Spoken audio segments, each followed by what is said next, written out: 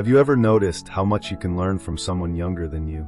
Maybe it's a fresh perspective on life, a new way to approach challenges, or just the energy that comes with a younger mindset. But here's the thing. Our society often views age gaps as barriers, especially when it comes to building meaningful connections across generations. And that's a real shame because the truth is, relationships with younger generations can be incredibly rewarding and enriching for both sides. Think about it. When we bridge the gap between generations, we not only share knowledge, but we also create a bond that can provide mutual support, understanding, and growth. This isn't just an anecdotal observation. It's backed by science, too.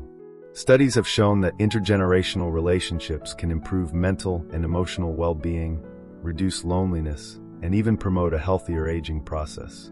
In fact, research from the American Psychological Association found that engaging in activities with younger individuals can actually improve cognitive function and help reduce feelings of isolation. So, it's not just about passing down wisdom, it's about growing together. Now, I know it might sound a bit intimidating at first. It can feel like there's a big wall between you and someone who's decades younger, with differences in interests, experiences, and even values. But let me tell you, this is more about building a bridge than scaling a wall. It doesn't have to be complicated or forced. A simple conversation or shared activity can spark a deeper connection than you might expect. Before we keep going, I'd love your help with something. If you're enjoying this video so far, comment Y below. If not, comment N. It helps me know what's working and what to improve. And don't forget to hit subscribe if you haven't yet. Now let's dive deeper. So, why are intergenerational bonds so important? To start, they offer us a fresh perspective on life. Younger generations are often at a different stage of their journey, which can give you insights you might not have considered. For example, I have a friend who mentors a group of high school students in her community. She says that even though she's older, she's learned so much from them, whether it's about technology, current trends, or just their enthusiasm for life. And she's not the only one. Research shows that when we connect with younger people, we're exposed to ideas and viewpoints that can challenge our thinking in a positive way. But that's just the start. Another powerful reason to nurture these connections is the effect they have on our emotional health. As we age, it's easy to feel disconnected from society. We might feel like our voices are less heard, or that the world around us is changing too quickly to keep up. However, when we form relationships with younger people, we feel a sense of relevance and purpose. They look up to us, value our wisdom, and often seek our advice. That sense of being needed and appreciated can make a world of difference in combating feelings of loneliness or isolation. In fact, a study published in the Journals of Gerontology highlighted how intergenerational relationships positively impact emotional health by reducing loneliness and increasing happiness in older adults. It's a win-win. You provide guidance, and they offer companionship, fresh ideas, and honestly, a little bit of lightness to your day. Now, you might be wondering, how do I actually start building these relationships? The good news is, it doesn't take a huge effort. Simple steps can lead to deeper connections. Maybe you've got a neighbor who's younger than you. Take a moment to say hi. Or if you're involved in a community group, reach out to someone younger and start a conversation. It doesn't have to be anything profound. The simple act of listening to their stories and sharing your own can create an instant connection. And as you build that rapport, you'll start to find that the age difference becomes less noticeable. And the truth is, it doesn't have to be about grand gestures. You don't need to start a mentorship program or become a volunteer to make a difference. Small interactions like offering a little advice or lending a helping hand can go a long way. For example, I know someone who started having coffee with their niece once a week. At first, it was just casual chit-chat, but over time, they began discussing more meaningful topics, life goals, challenges, dreams for the future. The relationship blossomed naturally. So, how can you keep this momentum going? Let's think about how we can ensure these relationships are mutually beneficial. It's not just about being a wise elder. It's about embracing the role of a learner, too. When you approach these connections with an open heart and a curious mind, you invite younger generations into your world, and in return, they'll likely open up to you as well. And that's where the magic happens. In the next section, We'll dive into some practical steps you can take to connect with younger people, and we'll explore the science behind why these bonds are so good for us. Stick with me, and I promise you'll come away with some new ideas that can help you build stronger, more fulfilling relationships with the younger generations in your life. Stay tuned. Before we begin, I want to make one thing clear. This video is for informational purposes only and is based on publicly available research. Everyone's health is different, so always consult your doctor or a qualified healthcare provider before making any changes to your lifestyle, diet, or exercise routine. Scientific knowledge is always evolving, and what works for one person may not work for another. Now that we've covered why connecting with younger generations is so important, let's talk about how you can make these relationships happen. It's easy to get overwhelmed thinking about how to connect across an age gap, especially when you're not sure where to begin. But the reality is there are so many simple ways to reach out, and most of them don't require a ton of effort, just a willingness to engage. One of the first things to understand is that intergenerational bonding doesn't always have to involve deep, life-altering conversations. Sometimes the small moments are the most meaningful. For example, volunteering together or participating in a community event is an excellent way to meet younger people and build connections without feeling forced. If you're not already involved in a local community, this could be a great starting point. Maybe there's a group you could join that aligns with your interests, whether it's an art class, a hiking group, or a book club. These activities create an environment where both generations can participate side by side, with common interests acting as the bridge. But even in our digital age, there are still plenty of ways to engage with younger people. Technology might seem like a barrier, but it doesn't have to be. I know a woman who was initially intimidated by her grandchildren's constant texting, social media posts, and online gaming. But instead of feeling left out, she decided to take the plunge and learn how to use these platforms to connect with them. They started sharing funny TikTok videos, and she even joined them for an online game night. Not only did she learn something new, but she also became more involved in her grandchildren's lives. And over time, their connection grew stronger because they shared something in common. This might sound like a small thing, but that willingness to engage in something unfamiliar is key to breaking down the barriers between generations. And while technology might not be the ultimate goal, it can certainly help bring people closer together. Another way to deepen intergenerational bonds is through mentorship. But let's not overcomplicate it. Mentorship doesn't have to be a formalized, professional relationship. It can simply be about offering guidance, sharing your life experiences, or being a sounding board for someone's ideas. When you listen to a younger person talk about their struggles or triumphs, you offer them a valuable perspective. And often, all it takes is the right moment of encouragement to make a world of difference in their life.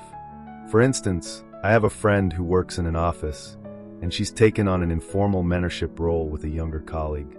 At first, it was just small advice here and there, how to handle stressful work situations, how to network, how to communicate effectively. Over time, though, it grew into a more meaningful relationship. They started discussing bigger life questions, like what it means to be successful or how to balance work and personal life. My friend was able to offer practical advice, but she also made sure to listen and validate her mentee's ideas. This back-and-forth exchange created a space where both of them could learn and grow. Mentorship like this is incredibly valuable, not only for the younger person but for you too. A study from the Journal of Applied Psychology revealed that older adults who engaged in mentoring activities reported feeling more fulfilled, had a stronger sense of purpose, and even experienced less stress. It's clear that being there for someone younger than you can have profound effects on your own emotional and psychological health as well. But what if you're not sure how to approach someone younger?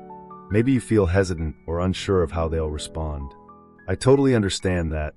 It can be intimidating to start a conversation with someone from a different generation, especially if there's a big age gap. But remember, it's all about the little things. Start by showing genuine interest in their world. Ask about their hobbies, their passions, or their goals. You don't have to have all the answers or even offer advice right away. Sometimes just being a good listener can be enough. I know a man who did this with his teenage grandson. Initially, they had very little in common, but the grandfather made an effort to learn more about his grandson's love for video games. He asked questions, showed curiosity, and before long, his grandson started opening up about more than just games. He talked about school, friendships, and even some of his concerns about the future. That simple act of showing interest built a bridge between them, and now, their relationship is stronger than ever. So, what's the key takeaway here? It's simple. Building intergenerational bonds doesn't require huge changes in your life.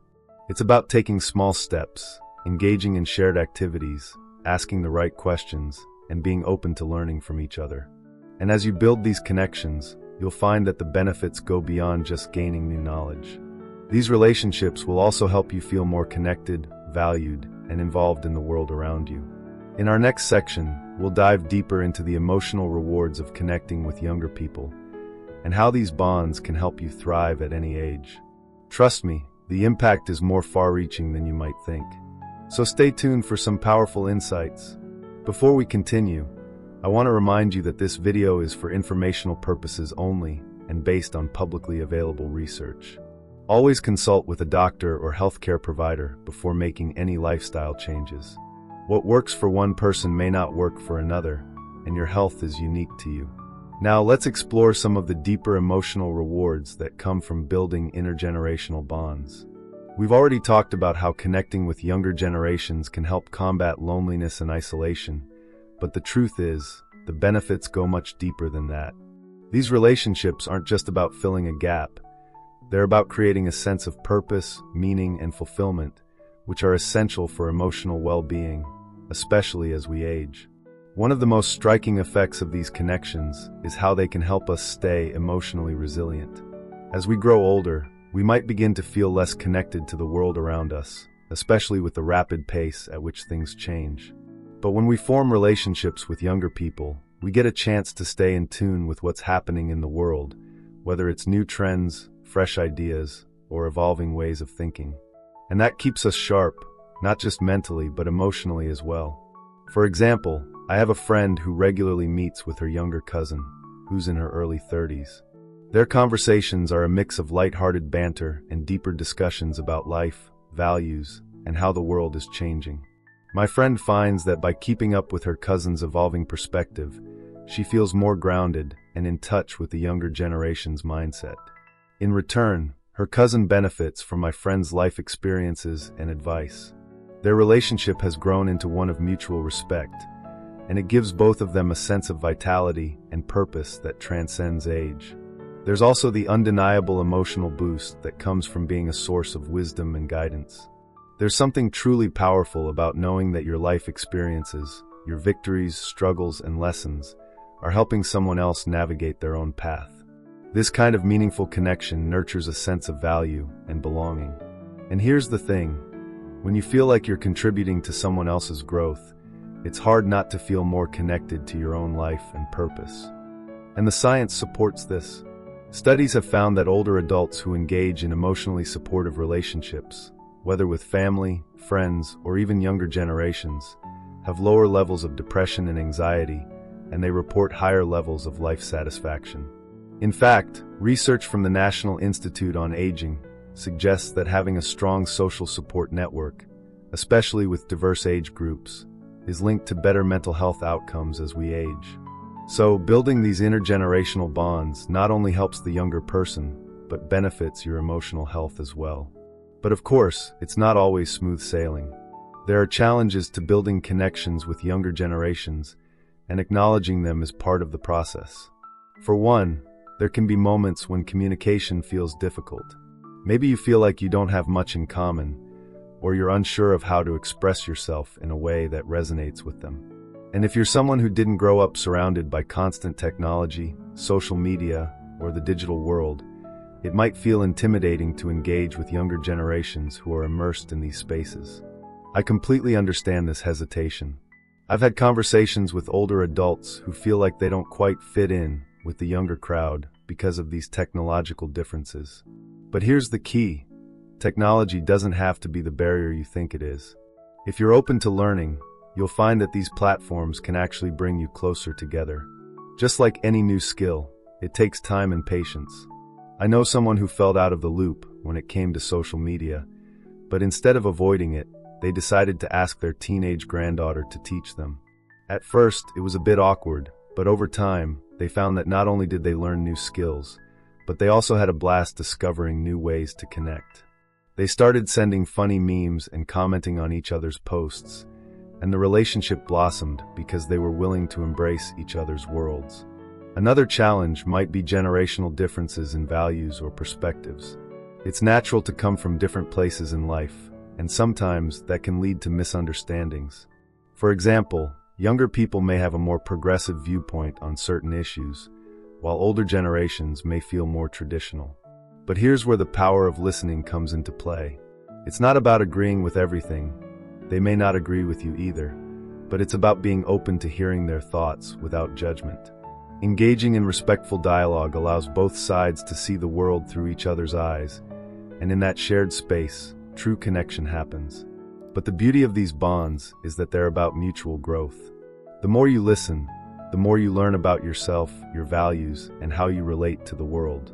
And the more you share, the more you have the chance to impart wisdom that can shape someone else's future. These relationships aren't one-sided.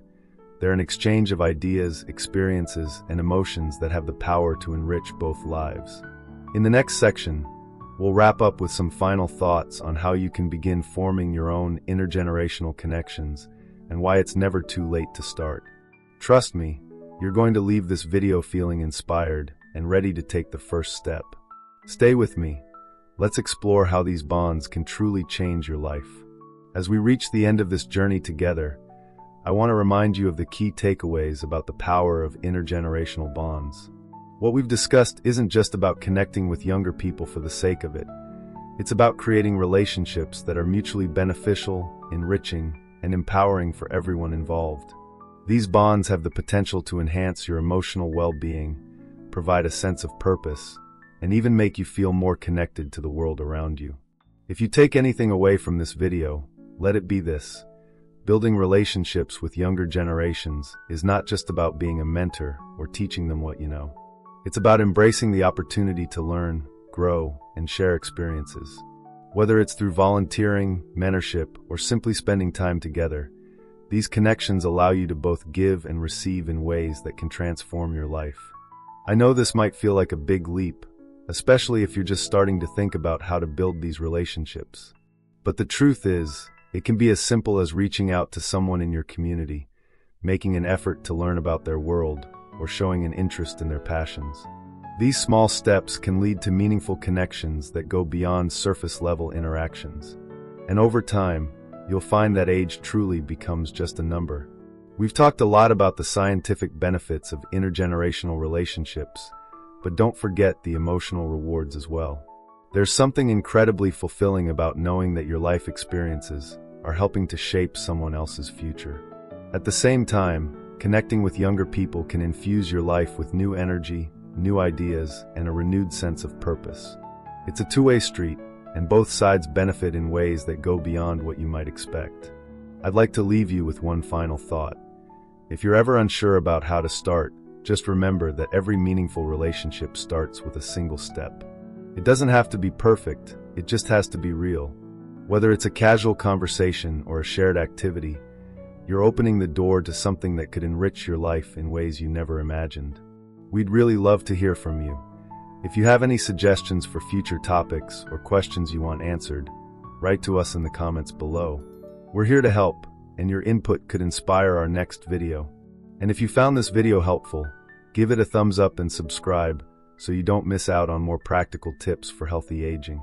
Here's to living your best life at any age. Thank you for watching, and I'll see you in the next video.